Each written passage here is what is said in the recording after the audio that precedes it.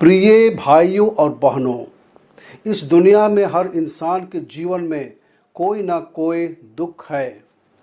अमीर और गरीब दोनों पीड़ित हैं, किसी न किसी वजह से आंसू बहा रहे हैं।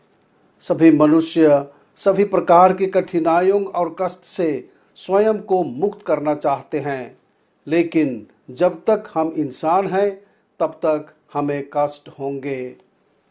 पीड़ित होना मानव जीवन का एक हिस्सा है। कुछ कष्ट मानव के मूर्खता, कठोरता और क्रूरता के कारण आते हैं और अन्य दुख रास्ते पर आते हैं। केवल ईश्वर ही हमें उन्हें सहन करने में और उन्हें दूर करने में हमारी मदद कर सकते हैं। नबी यशायाह एक उत्सव भोज की बात करता है जो यरूशलेम में पवित्र पर्वत सिय्योन को संदर्भित करता है। वह भविष्य के समय की बात करता है जब परमेश्वर हमेशा के लिए मृत्यु को नष्ट कर देगा। यह भविष्यवाणी यीशु मसीह के माध्यम से पूरी हुई थी। यीशु की मृत्यु और पुनरुत्थान के माध्यम से परमेश्वर ने मृत्यु को नष्ट कर दिया और चुने हुए लोगों से परे अन्य जातियों के लिए द्वार खोल दिया और ईश्वर के भोज में स्वागत किया। यीशु वह है जो दुनिया के सभी लोगों को मुक्ति प्रदान करने के लिए आया था। यीशु सभी लोगों को अपने स्वर्गीय भोजन में आमंत्रित करने के लिए आया था, इसलिए वह हमारे आंसू पोंछ सकता है और हमें सभी अनंत काल के लिए उसे सच्चा आराम दे सकता है। फिलिपियों के लिए संत पौल के पत्र के अंत में वह अपने कुछ अनुभवों को याद करता है और प्रभु में अपने कुल विश्वास का प्रमाण देता है। पौल ने विनम्र परिस्थितियों और प्रचुरता का अनुभव किया है। हम जानते हैं कि पौल ने विभिन्न परिस्थितियों का अनुभव किया है, महान सफलता से लेकर गरीबी तक। पौल वास्तव में जेल से लिख रहा है और अपने जीवन में दुख का अनुभव कर रहा है। हर परिस्थिति में पौलुस ने परमेश्वर पर भरोसा करना सीख लिया है। वह पहचानता है कि मसीह में सभी चीज़ें संभव हैं, क्योंकि उसकी ताकत मसीह की शक्ति से आती है।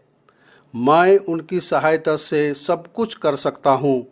फिलिपियों के नाम संत पौलुस का पत्र 4:13। आज के सुसमाचार में यीशु एक भोज के दृष्टांत के बारे में बताता है। इस दृष्टांत को ठीक से समझने के लिए हमें जानना चाहिए कि प्रत्येक व्यक्ति किसका प्रतिनिधित्व करते हैं। ईश्वर राजा है जो शादी की दावत को बुला रहा है। यीशु पुत्र है, दुल्हा है जिसके लिए शादी की दावत को बुलाया जा रहा है। दावत की शाश्वत जीवन और मोक्ष का प्रतिनिधित्व करती है।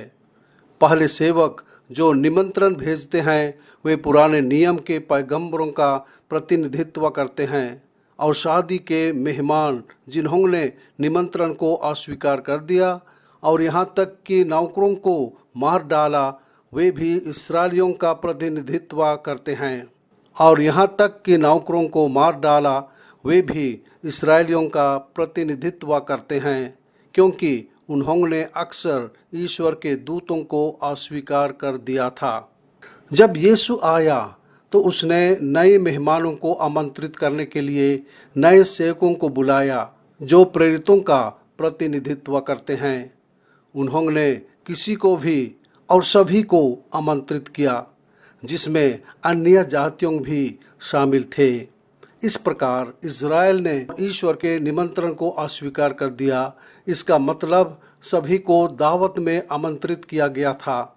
इसलिए यीशु के कलीसिया को कैथोलिक कहा जाता है, जिसका अर्थ है सार्वभौमिक, जो कि पूरी दुनिया में फैला हुआ है, क्योंकि सभी को इसका हिस्सा बनने के लिए आमंत्रित किया जाता है। इस बारे में यीशु ने कहा था, मुझे स्वर्ग में और पृथ्वी पर पूरा अधिकार मिला है, इसलिए तुम लोग जाकर सब राष्ट्रों को शिष्य बनाओ और उन्हें पिता, पुत्र और पवित्र आत्मा के नाम पर बपतिस्मा दो। मैंने तुम्हें जो जो आदेश दिए हैं तुम लोग उनका पालन करना उन्हें सिखलाओ, और याद रखो मैं संसार के अंत तक सदा तुम्हारे साथ हूँ। संत मत्ती अध्याय 28, 18 से 20। क्रूस पर उनकी मृत्यु के माध्यम से यीशु ने हमारे लिए जीवन प्राप्त किया है और अपने पुनरुत्थान के माध्यम से उन्होंने सभी के लिए अनंत जीवन और खुशी अर्जित की है। यीशु अपने जीवन और उद्धार की पेशकश कर रहे हैं। आइए हम कृतज्ञता के साथ ईश्वर का मुफ्त उपहार प्राप्त करें।